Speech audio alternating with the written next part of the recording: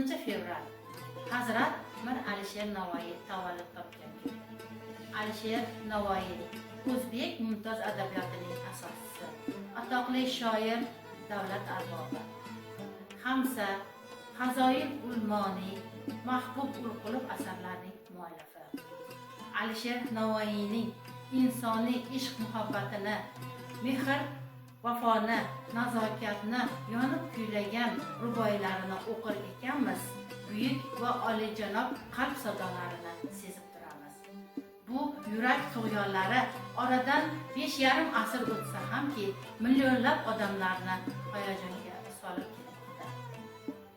Yo Rabbki, inoyatingni yor aylamanga, yo'qlikka hidoyatingni bor aylamanga, har kahfi kifoyatingni dor aylamanga, har durri inoyating misol aylamanga.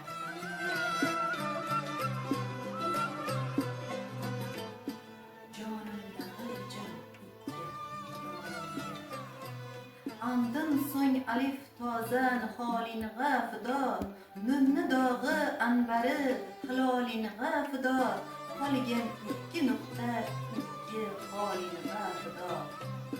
Gar oshiq ersangiz bu takallufni, yaxshi-yu yomon ishda taxallufni, o'tgan gar erur yomon taassufni unut, kelgan gar erur yaxshi tasarrufni.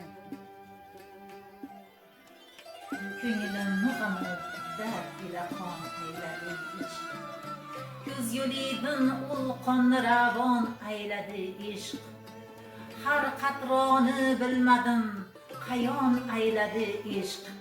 Bedil ekanim bo'yla ayon ayladi ishq.